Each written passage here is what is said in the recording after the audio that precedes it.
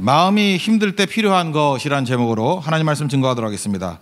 마음이 힘든 사람들이 진짜 많이 있습니다. 특별히 그 인상적인 정의, 이게 쉬운 정의가 인상적이죠. 그 연예인 홍진경 씨가 얘기했던 거, 행복이란 무엇입니까? 그럴 때 아주 간단하게 설명하더라고요. 자려고 누웠을 때 마음에 걸리는 게 하나도 없는 것. 이게 많은 사람들에게 이게 화제를 낳았던 이유가 무엇입니까? 실제로 잠자리에 누웠을 때 마음에 걸린 것이 하나도 없는 사람이 별로 없다라는 것입니다. 그러니까 편안하게 잠자리에 못 들어간다는 거예요. 마음에 걸리는 게 여러 가지 있다라는 것입니다. 그러니까 마음이 힘들다는 거죠. 불안하다는 거죠. 두렵다는 거죠.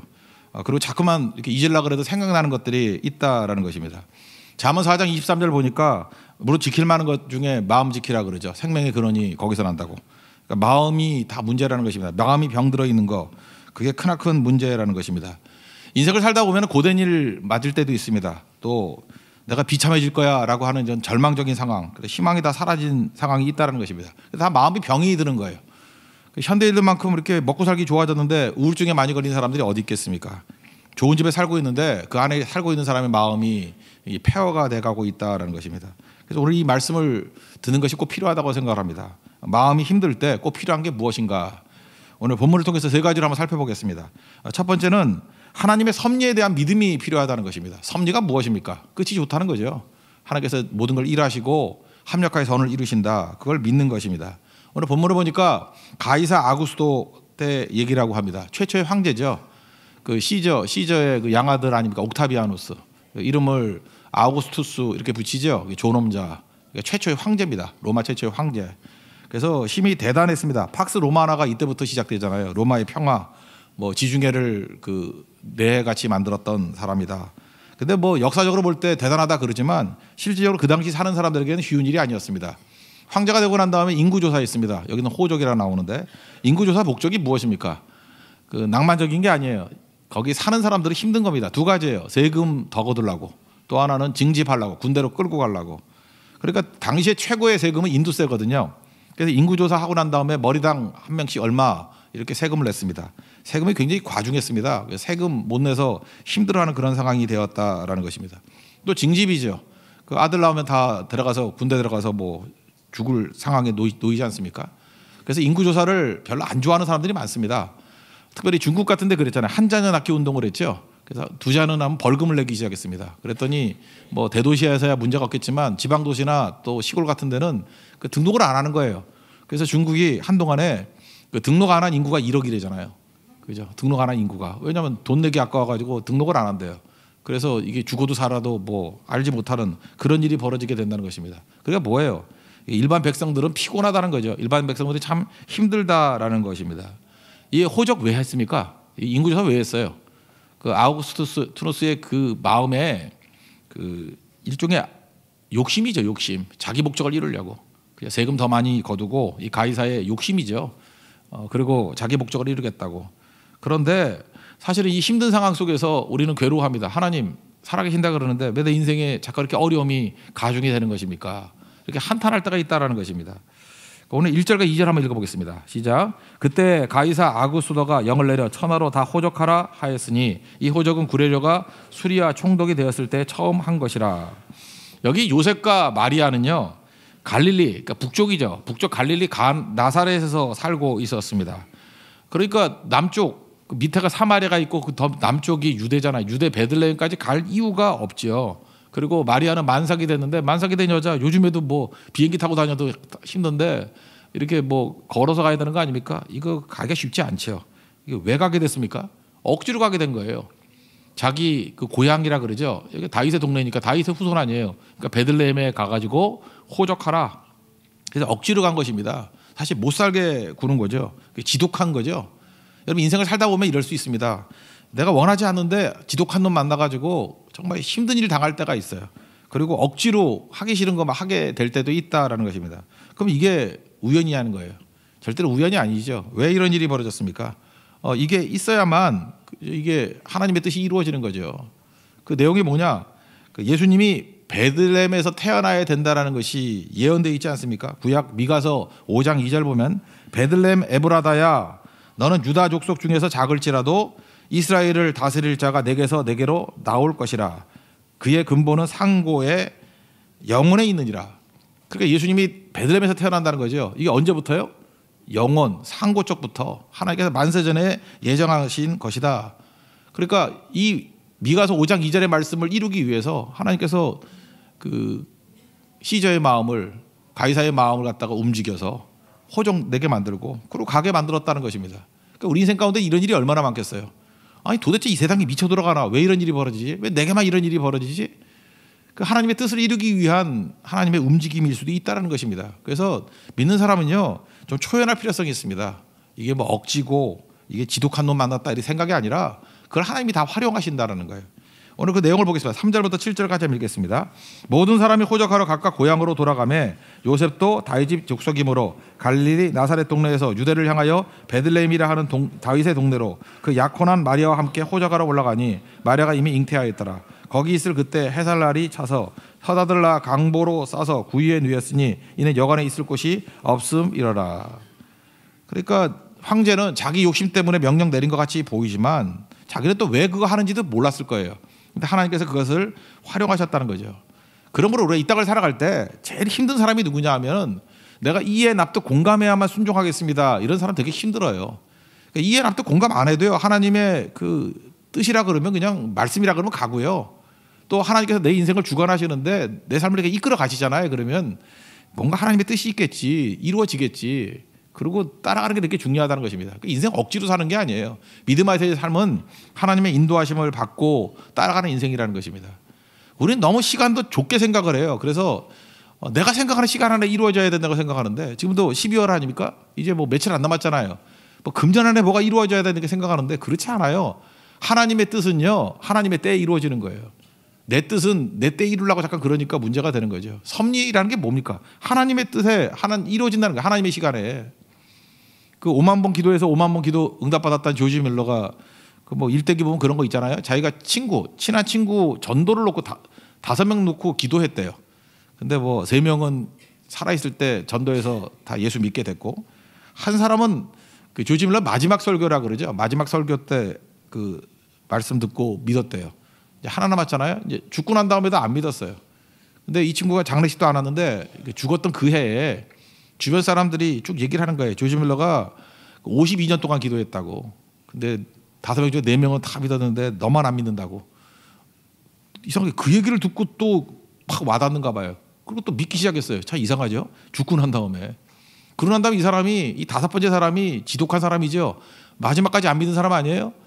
그런데 그 다음에 제일 뜨거워져 가지고요. 영국 전국을 돌아다니면서 순회하면서 집회하고 다니는 사람이 돼버렸어요. 내용은 간단해요. 조지 밀러 목사의 기도는 다 응답이 되었습니다. 남의 거 팔아먹는 거죠. 죽은 사람. 그죠? 그러면서 조지 밀러가 어떻게 기도 응답이 됐는지 그거 쭉 나열해 주고요. 그 다음에 그 최후의 기도의 응답이 바로 접니다. 내가 살아있을 때까지 예수 안 믿다가 마지막 기도가 이렇게 응답되었습니다. 그러므로 기도한 것은 이루어지지 않는 것이 없습니다. 그래서 사실 이 사람 때문에 조지 밀러의 5만 번 기도가 유명해졌대요. 이 사람 하도 떠들고 다녀가지고. 잘 보세요. 조지 밀러가 살아있는 동안에 왜 하나님 기도 응답 다 해주셨는데 왜 저 친구만 응답이 안 됩니까? 근데 자기 생각이에요. 그거는. 오히려 죽고 난 다음에 그 예수 영접 제일 마지막에 했던 친구가 전국 돌아다니면서 가장 강력한 간증자가 되어서 설교자가 되어서 많은 사람을 주께로 이끌었다는 것입니다. 그러면 여러분 초조해할 필요 없다는 것입니다. 기도한 것, 전도한 것 이거 너무 집착하지 마십시오. 이루어져요 그냥. 그래서 제일 좋은 건 이거예요. 그냥 기도하고 잊어버리고. 어떤 사람은 잊지 말라 그러는데 뭐 응답했는지 체크하라 그러는데 아니 수없이 기도하는데 그 언제 다 체크해요. 그냥 기도하고 잊어버려요. 다 이루어집니다. 그리고 전도하고 다 잊어버려요. 뭐 계속해서 선교사님한테 연락해서 뭐 어떻게 됐어 선교사님한테 짜증내요. 그때 어떻게 알았냐고.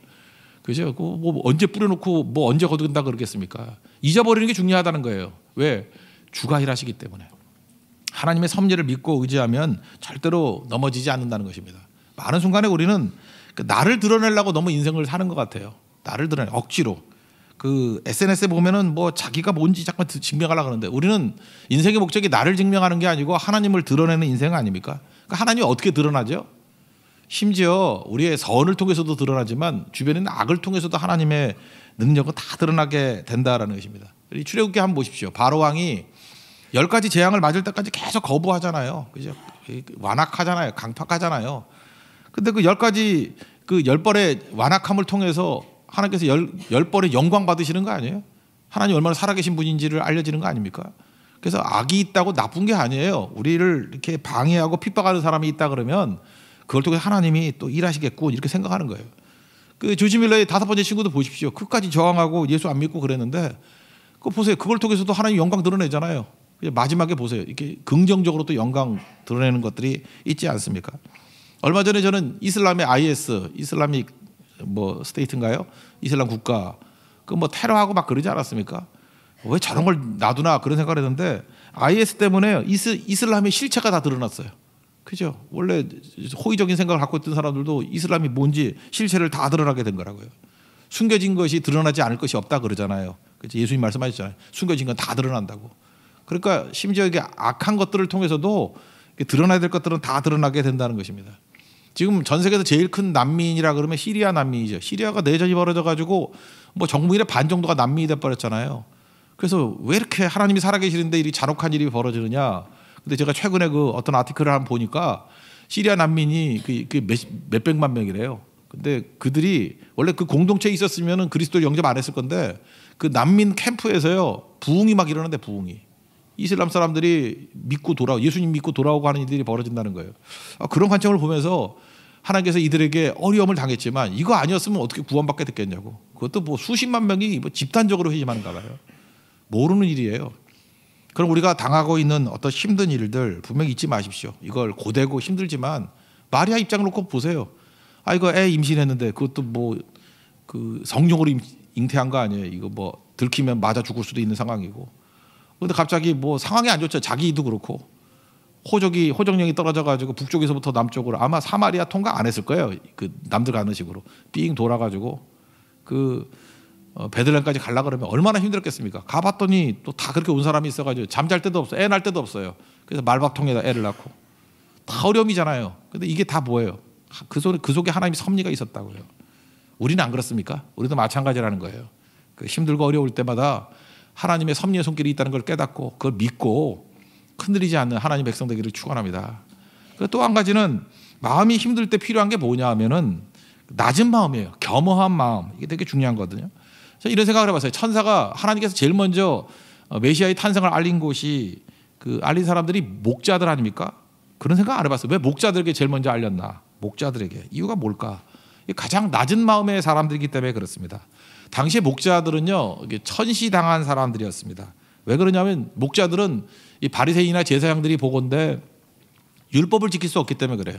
그 유태인들은 그 뭐 율법 하나 지키는 거, 안식일 하나 지키는 것도 그 엄청나게 조문을 많이 만들어놨죠. 근데 양을 치면은 안식일을 지킬 수 있나요?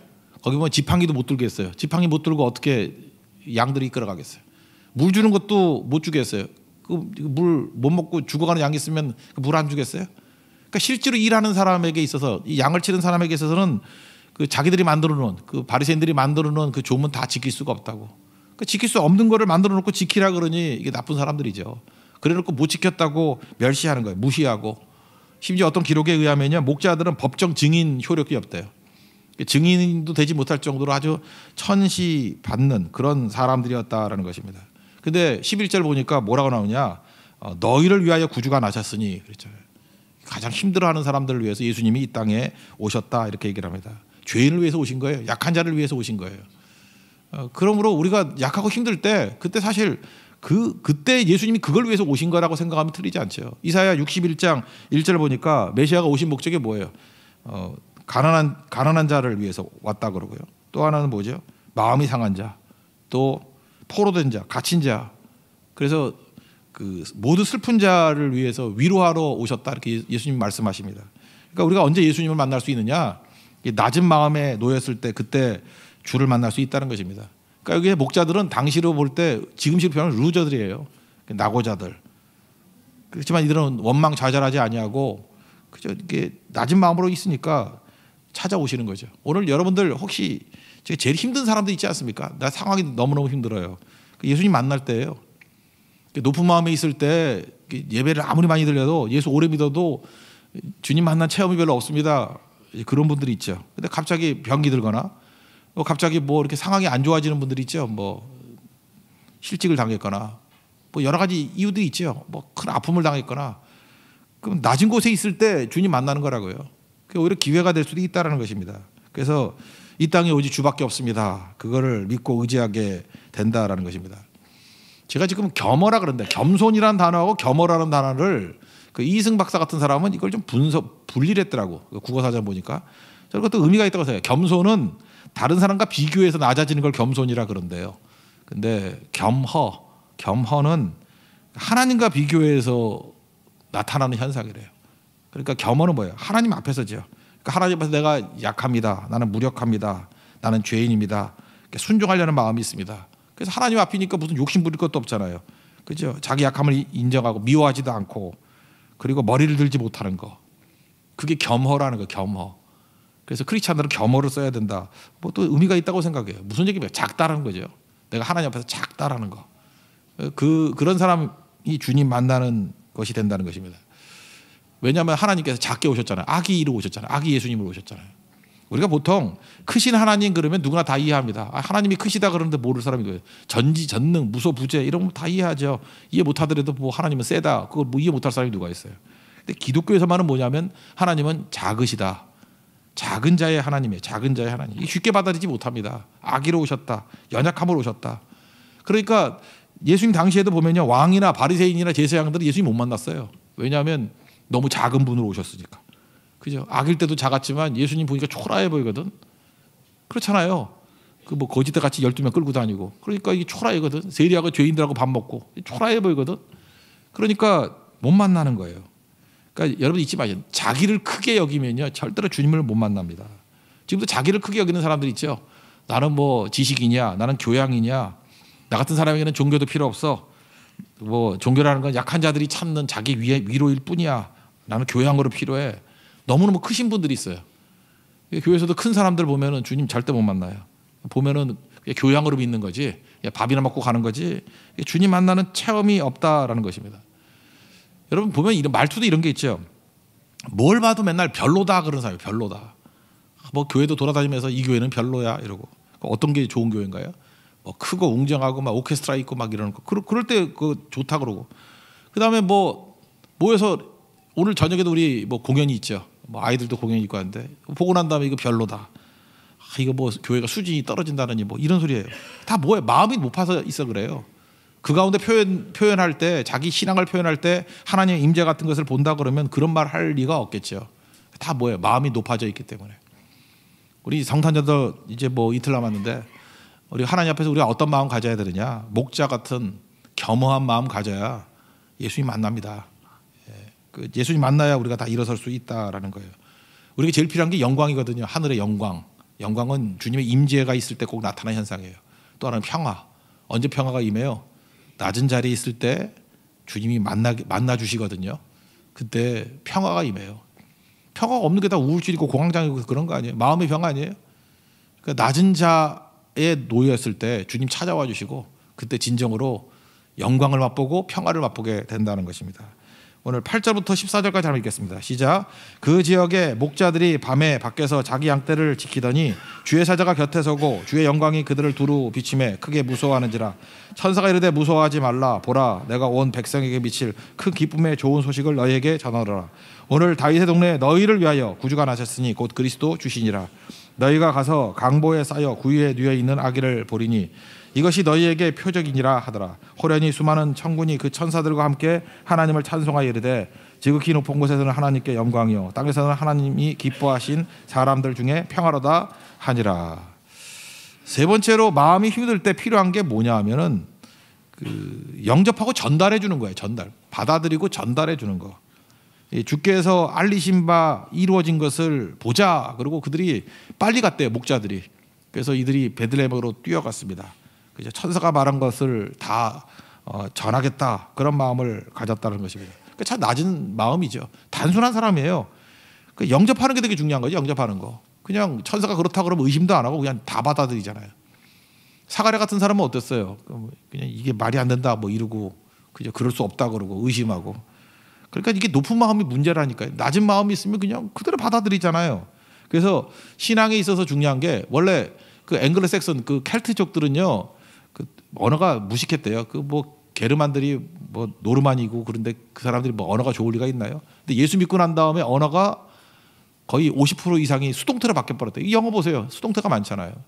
그래서 다 받아들이는 거예요. 받아들이는 거.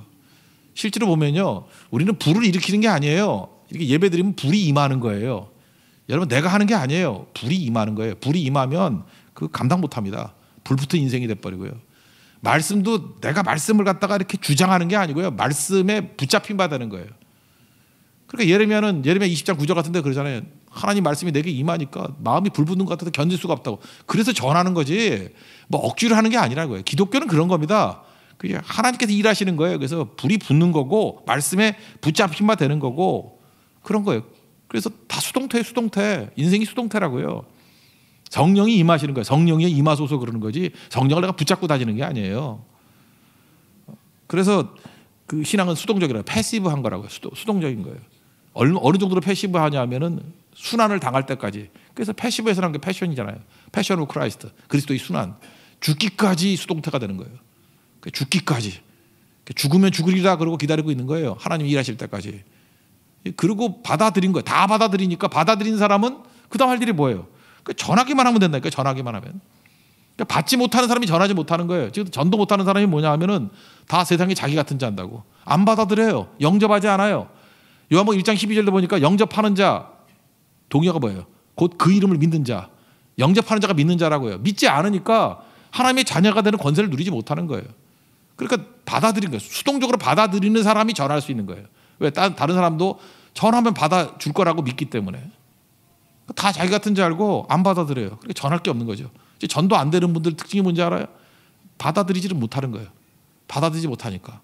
그러니까 항상 내가 중심이 돼가지고 평가하는 거예요. 여러분, 자연을 볼 때는 여러분 받아들이죠. 물고기가 예쁜 비늘을 가지고 있어요. 화가 나요? 화가 안 나죠. 물고기가 예쁜 비늘을 가지고 있으면 왜 화가 납니까? 예쁘다 그러고 끝나는 거죠. 왜 그러죠? 받아들이니까. 그냥 빨간색 비늘이 있어 빨간색 받아들이고 파란색 비늘이 있으면 파란색 받아들이고 그냥 자연을 보면서 받아들이지 않아요? 그러니까 즐기는 거예요. 받아들이니까. 나무가 왜 저렇게 생겼나 그러고 시비 안 걸죠. 차 타고 몰고 가다가 가로수를 보면서 야, 너 왜 그따위로 생겼어? 그렇게 시비 건 사람 없잖아요. 참 저런 나무도 있구나. 이렇게 생긴 나무도 있구나. 그냥 다 받아들이잖아요. 그래서 자연이 왜 중요하냐면 자연에 가서 우리는 받아들이는 것을 훈련하는 거예요. 그러니까 있는 것을 즐기는 거예요. 근데 어느 순간이가 인간 세계 속에 들어오면은 자녀를 하나 놓고도 자녀를 주신 걸 받아들여야 되는데 자녀를 컨트롤하려고 그래요. 그죠? 내 뜻대로 만들려고 그래요. 그러니까 달달달 볶으니까 청소년 애들이 막 자살한다 그러고 난리치고 그러지 않습니까? 받아들이지를 못하는 거예요. 여러분, 인생이란 건 뭐냐면 하나님께서 내게 주신 은혜가 있어요. 받아들이는 거예요. 그 세상에서 우리를 제일 힘들게 만든 게 공평이라는 거예요. 공평이 어디 있어 세상에? 공평이 똑같은 게 공평이에요? 다 다르지. 하나님께 내게 주신 은혜가 있다니까. 다 다르다니까요. 그걸 다 받아들이는 거예요. 목자에게 주신 말씀이 있잖아요. 받아들였잖아요. 받아들이니까 그 다음에 전할 마음이 생기잖아요. 전하잖아요. 받아들이고 흘려보내고. 그게 되게 중요한 거죠. 여러분, 그 달란트 비유를 보면 한 달란트 받은 사람이 그렇게 저주받았던 이유가 무엇입니까? 그는 받아들이지를 못해요. 주인의 호의를 받아들이지 못해요. 그 땅에 묻잖아요. 그러니까 성경에서 제일 나쁜 얘기 하잖아요. 악하고 게으른 종아. 악하다는 거예요. 게으름이. 움직이지 않는 거. 받아들이지 못하는 녀석. 그리고 뭐라고 얘기합니까? 바깥 어두운데 내쫓아버리라. 거기서 슬피 울며 이를 갈미 있으리라. 이 최악의 지옥에 대한 묘사거든요. 지옥이나 떨어질 놈아. 그 얘기죠. 우리가 해야 될 일이 무엇입니까? 그 신앙은 딴 게 아니에요. 영접하는 거예요. 받아들이는 거. 잘 받아들이는 거.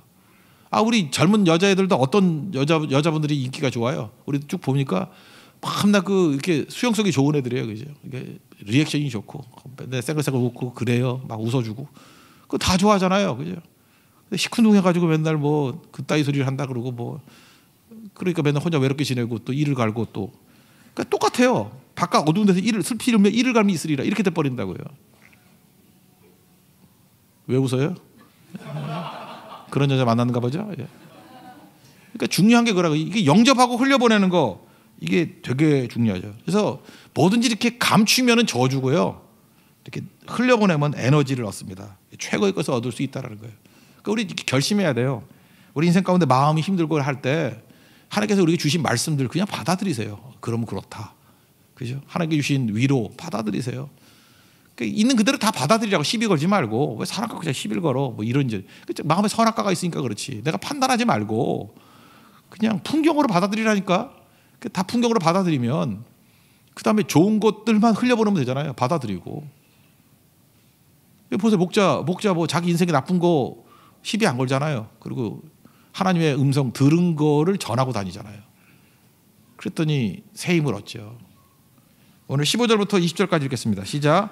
천사들이 떠나 하늘로 올라가니 목자가 서로 말하되 이제 베들레헴으로 가서 주께서 우리에게 알리신 바 이 이루어진 일을 보자 하고 빨리 가서 마리아와 요셉과 구이의 유인 아기를 찾아서 보고 천사가 자기들에게 이 아기에 대하여 말한 것을 전하니 듣는 자가 다 목자들이 그들에게 말한 것을 놀랍게 여기되 마리아는 이 모든 말을 마음에 새기어 생각하니라. 목자들은 자기들에게 이르던 바와 같이 듣고 본 그 모든 것으로 인하여 하나님께 영광을 돌리고 찬송하며 돌아가니라. 오늘 우리에게 적용입니다. 마음이 힘들고 어려울 때 어떻게 해야 되겠어요? 그죠? 하나님을 믿는 거예요. 하나님. 겉에 보이는 것 같고 잠깐 힘들다 그러지 말고 하나님이 주께서 일하시는 합력하게 선을 이시는 섭리의 손길을 바라보는 거예요. 쉽게 말하면 여러분 최종 승리합니다. 믿습니까? 그럼 뭘 힘들어요? 힘들지 않지. 그 다음에 언제나 주님을 만나야지 우리가 새 에너지를 얻고 새 힘 얻고 일어설 거 아니에요. 낮아야 돼. 낮아져야 돼. 겸허함. 그죠? 낮아지는 거. 이걸 그 빌립보서 2장 같은 데는 캐노시스라 그러는데 예수님의 비하, 낮아짐. 이 캐노시스의 영성이 있어야 돼. 낮아짐. 그럼 주님 만나요. 왜 주님 못 만나냐? 높으니까. 맨날 이게 별거다. 별거 아니야. 참 별로다. 맨날 이러고 다니니까. 틱틱거리고 다니니까 위안이 없는 거예요. 그러니까 맨날 정신병 걸리는 거죠. 우울증 걸리는 거죠. 낮은 마음에서 예수님 만나는 평화가 임합니다. 하늘에는 영광이고 땅에는 평화가 임한다고. 우리 마음 평화가 임합니다. 그리고 영접하십시오. 그리고 전달해 주라고요. 받은 거 좋은 거 잘 전달해 주고 흘려보내면 그 대단한 능력이 나타나는 거죠. 잘 보면요. 어떤 분의 교인들 가운데도 보면은 어떤 분에게 이렇게 얘기를 하면 좋은 소식이 들려지면은 어떤 사람은 그걸 자기한테만 적용을 해.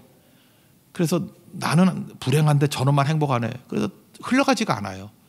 근데 어떤 성도를 보면은 그냥 누가 기쁜 소식이 있다 그러면은 자꾸만 흘려보내요. 흘려보내서 기쁨이 그 동네는 기쁨이 충만해져 있어. 한 사람의 기쁨이 퍼져가지고 그냥 열댓 명이 다 기뻐하는 모습으로 변화가 돼 있어요. 이게 복이죠. 믿음은 그런 겁니다. 잘 흘려보낼 수 있는 하나님의 거룩한 종 되기를 축원합니다. 모두 자리에서 일어나겠습니다. 내 삶은 주의 것 찬양하겠습니다.